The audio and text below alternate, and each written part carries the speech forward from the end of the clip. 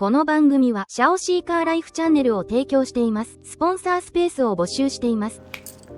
大家好，欢迎光临这一集的杨40師傅。這一集我覺得要跟大家分享一個乾貨滿滿。首先呢，要跟大家分享這個小資去哪裡二級市場買，還有二級市場買會遇到什麼問題。今天呢，就跟大家分享血淚辛酸史來了。芒果，你知道什麼血淚嗎？什麼血淚？首先呢，來到現場這個叫做55501的0068閃電的0068閃電，這個當初在2009年的時候啊 ，LVC 就是這個 Levi's 的最高支線嘛 ，Levi's Vintage Clothing。那時候在2009年找日本5大潮流名師聯名的5件褲子，分別是誰呢？藤原浩、龍澤伸介、倉石一樹、宮下桂玉。宮下桂玉你知道是誰嗎？啊，知道。誰？那不是那個嗎？哎呦，哇！我靠！啊，龍澤伸介嘞？龍澤伸介 Neighborhood 啊。哇！還有一個叫東信康人，你就不知道了。好像不知道。東信康人是一個花藝家、藝術家啦，好不好？總共有5個，所以這5個人分別跟 LVC 都有出一條褲子，然後他們選擇不同的年份的501，然後去做出屬於自己的501，在2019年。然後我已經收集了4件，我還剩1件還沒收集到。誰的？東信。所以如果觀眾朋友有東信要賣，歡迎私訊 IG，拜托。然後來到現場，這個是藤原浩的。藤原浩大家知道白閃電嘛，對不對？對。好，這個就是藤原浩用這個55501的版型，在2009年推出的。一件是我在日本的2級市場買的，一件是我跟台灣的收藏家買的。日本買的這件呢是中槍，假貨。假貨。假貨。你看得出哪一件是假貨嗎？應該是你現在手上的那一件。哪一件？就是比較藍的那件。這件飽和度比較高的。飽和度比較高的。嗯，對，沒錯，這件是假貨。好，我跟大家分享哦，這個是我在日本買的假貨。我先跟大家分析，它這做的其實還蠻不錯的。那通常假貨他們在看啊，有一些行家主要他們是看水洗啊，水洗自不自然。但是我覺得啊，水洗自不自然，我覺得一般的消費者應該看不出來。兩個布料其實很接近的，這是第一點。第二點，水洗自不自然這件事情啊，這一件褲子是已經有穿的一個年代了，有穿然後也洗過了，對，也洗過了。即便它不自然，其實已經變得有點自然。那是因為現在有比較哦。我如果只給你看單一件的話，我分不出来，你困難度會增加哦。好，那再來一點就是它的潑漆本來就是不是很自然的潑漆，那时候的潑漆每一件都不太一樣哦。对，因为它那個時候是手工的嘛，不是有固定版型，有對比是一定知道哪裡有問題的。但是它在照片上的時候，如果你沒有想太多、看太多，一不小心就買錯了。而且我跟你講，這件我從日本買回來的時候，它還有購證。我靠，仿到這個地步，它有那間店的發票、購證，全部都有附來。包裝全部都附來。我那時候一直在想一件事情，就是因為我是透過台灣的那個代標買的嘛，我一直在想說，如果拿這些購證啊，我飛去日本那家店找他，他不知道會怎樣。說不定那個人就是以假換真，他有真的，他是店家，他是店家，他是一個二手的古着店家。我靠！啊，我那時候就太忙了，不然我是很想把他那些購證發票、領收證什麼全部都帶着，然後飛去日本。如果這樣帶去問他說，而且可以證明是他賣我的，因為在那個網拍上面他都有記錄啊，完全可以證明這條褲子是出自他店裡面賣給我的。他連什麼領收證，然後收據什麼全部整包都寄來，附得好好的。有幾個情形嘛，有可能是不是他也不知道這是假的？也有可能，也有可能。對。可是我朋友是跟我講說，就算去他應該也會裝死，不會理你，而且還買不便宜哦。對啊，這一件市面上現在行情應該還要最少要2萬塊以上。我操，在日本買的，好不好？所以日本也是會騙人的，真的。然後日本的網拍是這樣，現在台灣有一些那個代標業者嘛，好像什麼比比昂啊，還有我們之前有幫他業配過什麼 My Day 啊什麼之類的，有蠻多間的。那其實都會有一個問題，就是在日本代標其實詐騙啊有一點難防堵，通常。它很難防堵詐騙的原因是，第一個，它有可能是照片是真的，寄來是假的，買 A 交 B。對，我跟你講，這個跟車行很像啦，他也有買 A 交 B 啦。然後第二個就是，我有聽一些日本朋友講，就是常在日本混網拍買賣褲子，他說，其實日本人啊，有一些賣家，他看得懂那個買到褲子的賬號是代標賬號哦，他認得那是代標賬號，所以比如說他本來他要賣的褲子是真的，就他一看得標是一個代標賬號，他就寄假的給你，因為他知道你求助會無門，而且代標通常就應該不是日本人，你比較難 argue 啦，代標通常他們都有個機制，就是你收到貨基本上你已經很難處理了，你評價都給錢也給了，代標通常是這樣，所以代標通常比較難杜絕買到假貨的問題。他們在日本當地如果收到貨，他是有一個服務，就是說他可以幫你開箱，然後拍照給你確認。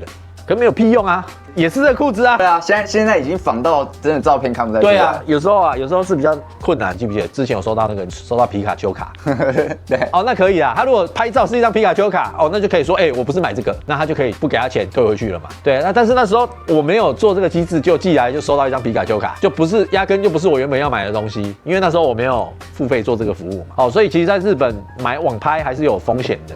有很多人說日本人不是不會騙人嘛，會哦。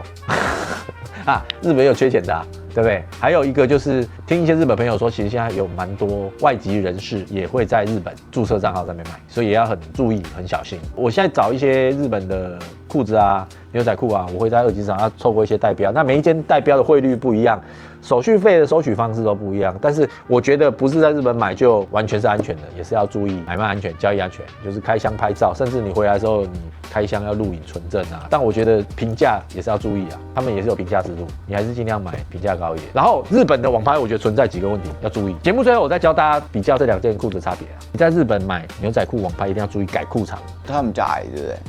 通常幾率很高，改褲長幾率很高。牛仔褲就算改一點點褲長都會影響價錢，因為牛仔褲很長，什麼那個 neighborhood 它這裡都有水洗紋，所以你有時候只要折一點點，你的水洗紋路就被破壞掉了。比例就不一樣了。周湯豪他媽媽就不一樣了。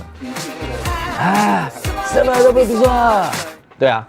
好不好？所以就算一點點，先不說日本人矮不矮的問題啦，不管你是在國內的網拍買，或是社團裡面的賣家買，通常都建議你一定要問賣家有沒有改過褲長，或日本的網拍你在買的時候，你都要去注意他們備註說這個褲子有改過褲長沒有。如果比較認真的賣家都會寫說這是原褲長沒改過。那如果台灣的賣家有很多也蠻婊的，他改過褲長會故意不講，這個要特別注意。有些內行一看那個紋路不對就知道改過了，看那個一折上來，你看像他這個下面是不是有這個紋路？有沒有？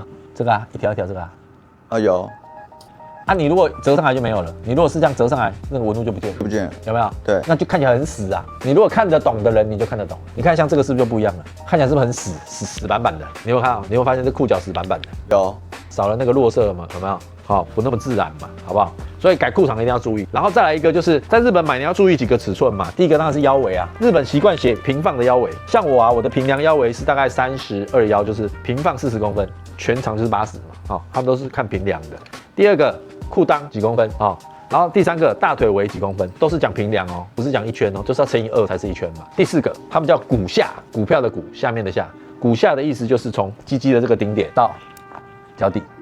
你像我的話，股下一定要75，最少要75以上才是正常拖地。再下一個褲管的寬，像現在正常的褲管寬至少要20以上。你如果是大概17，那都是縮褲腳。你如果知道大腿的寬跟褲腳的寬，你就會知道這條褲子的版型走向是怎麼樣。如果這邊縮的特別小，15、16、17，我靠，超級窄褲，你那個腳進去都會壓力褲了，對，都會很窄，好不好？要注意這幾個數字啊。那網拍啊，我覺得褲腳是特別需要注意的，因為我初期啊，在日本也好，在台灣也好啊，買網拍的時候最常不小心買到就是改褲管沒注意，你就看哇好帥，買回來靠背太短，尤其日本人哇真的是很容易買到腿短。我是到後來比較深入研究之後，我才慢慢的，我還重買了一些以前已經買過的褲子，只因為褲管以前買的褲管太短，我又重買了一次啊。日本網拍我覺得就大概就注意這些東西吧。如果你要去代標業者買的話，每家的規定都不太一樣，所以可能就是要注意一下這些東西。他們也有些是標的機制，有些是直購的機制，就可以自己再去研究一下。然後台灣的部分呢，這件我是跟台灣的賣家買，台灣的部分呢，上次有跟大家推薦啊，我覺得台灣也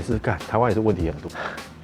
台灣跟日本網購還要注意一個問題，就是改圖、調色、修圖嗎？修圖、調色，哇，調色也是他媽很嚴重。那個你看起來顏色跟你收到顏色差很多。牛仔褲你知道顏色很能代表它的那個褲況嘛，對不對？有些媽的，像這個哇很藍就買來是白的。我覺得這個色差蠻重要的啦，就有些會調色啦，還有一些比如說為了不讓你看到褲子有破啊，媽用小畫家把它修起來，那都很惡劣。這個台灣也是有啊。詐騙的啦，很多啦，有改褲管不講的啦，修圖的啦，我覺得媽褲子跟二手車也是很像哦，有些眉眉角角哦也是很像，但是也還是要注意啦，因為為什麼？你看像那個人家說那個臉書的那個詐騙幾率很高，其實很多都是在這種小買賣嘛，對不對？還有一個最多就是假賬號、小號，有很多人都有臉書的小賬號，所以我覺得社團有沒有在管制，可能也蠻重要的。有些社團不管啊，大家隨便 po 啊，賣假貨也不知道啊，所以還是要找一些比較有管制的社團。我覺得有些版主我知道會審核啦，比如說像我們們上次介紹的那個銀飾 NS 森哥 po 上去之前，版主都會先審核過，你這個照片。然後第二個就是像你到一些社团裡面，你還看 po 的這個人是不是常常活躍在這個社团賣東西的，或者是他的這個貼文下面有沒有很多人在推文，就代表說這個人其實是這上面很活躍的賣家，就代表說他口碑還不錯，評價還不錯，人緣還不錯，那代表跟這個人交易至少等下不會跑掉，對不對？不會出問題等等的嘛。好，我覺得版主我們在過濾，還有這個賣家活不活躍，我覺得這個也是該注意的一件事情。那基本上我覺得我蠻多的褲子都是在上次我們4月單品的那一集嘛，我們有介紹一個 Neighborhood 的社团放在這邊，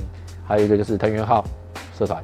我在90%幾的褲子應該都是在這，社長也是幫助我蠻多的，說實在話。然後我剛開始不懂牛仔褲那麼多這個什麼閃電微博有沒有感受得出他對牛仔褲的熱情，所以蠻有耐心的跟我分享很多這個觀念跟他的 know how 給我，一直到現在都還是，所以我覺得還不錯，就感受得出他的熱情。這個社長很屌我有空請他來上節目，他連球鞋都可以分辨真假，他已經驗過上萬雙球鞋，他上次還有上新聞，就是上次那個藤原浩不是有一雙那個 Nike 的倒鈎，對，山上又還有穿藍色的那雙。好像有人在知名的交易網站買到假的，有上新聞，我不知道你知不知道。然後就有訪問他，就是他驗出来的，他就拍影片教大家怎麼分辨。我覺得那跟我們在鑑定中古車很像哦，有時候就是你要有相當的經驗跟那個專業能力，才有辦法驗出那個球鞋的真假，還蠻酷的。而且它都是無償，那是重點，好不好？那個2個社团如果是小白啊，可以去煩那個社長，應該是可以的。我不知道，那蠻忙的。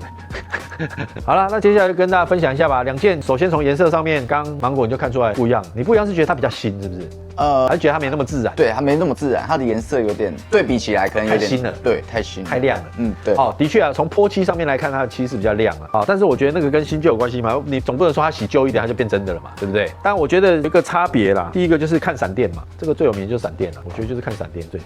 它的閃電會比較肥啊。哦，先說它這個藤原浩這個 LVC 這個閃電本來就是有一點做舊，所以本來這個掉漆是正常的，斑駁的，對，斑駁的。它的閃電是比較銳利一點的，它的閃電是比較肥一點。我把它烤過了，它的閃電本來更肥，你看我把它旁邊烤掉，然後它的閃電原本是沒有連接到這裡來，原本閃電比較短，它閃電原本應該是要連接到這個邊邊的，然後我把它用那個油漆筆把它連接過來，所以你看得出這有連接的痕跡，對，這個有被我烤掉的痕跡，它本來那麼肥，這個閃電標本來很肥短，原版的閃電比較細比較銳利，然後有延伸到邊邊，兩邊都有延伸到邊緣，仿冒的閃電都沒有延伸到這個圈圈邊邊，都本來只有這樣短短的而已。然後再來一個，你看這個側面的這個寫字。其實你這樣乍看之下是不是都一樣？對，很像。洗標也不太一樣。好，它的洗標比較短，正版的洗標是比較長的，這是標準 LVC 的洗標。那它這個仿冒洗標很多都是這種短的洗標，通常這種短的洗標很多都是假的。然後看裡面的鉚釘，裡面的鉚釘呈現的是這種平的，但是 LVC 的是圓的，後面是圓的，有沒有？它這是平的鉚釘，好，它顏色就很亮嘛。然後它的是這種圓鉚釘。然後有一個我覺得最快速判別的地方，屁股，你看它屁股這邊有後口袋，左後口袋原版的有2個加強鉚釘，有看到？盜版的沒有？啊，它後面有鉚釘嗎？沒有，外面的沒有啊，它這是隱藏鉚釘啊，藏在裡面啊。哦，有隱藏鉚釘。對，這是隱藏鉚釘啊，這有2顆，但這沒有，它沒有隱藏鉚釘，它是完全沒鉚釘，這個就是最直接的差別了。那其實啊，你如果認真，當然這我覺得這已經很進階了。你看，其實車工其實不太一樣，車工是阿吉。JK Racing 啊，你看這個線的侧工很凌亂，很毛躁，你看，然後這個扣子這個也是亂七八糟的，啊，你看這個很整齊，然後它這還有收邊，扣子的收邊很漂亮啊，它這個排扣的收邊都有車上縫線，這個周邊都沒有，感覺像挖一個洞而已，好不好？我們都統稱為經驗值啊。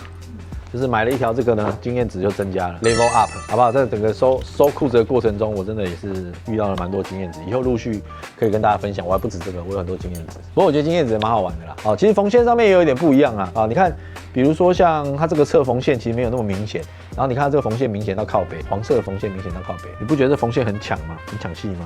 正常縫線其實沒那麼搶戲啊。不過厲害的看那個布料的走線跟成色就看得出來，跟刷色其實就看得出來了，那是已經是很內行的人了。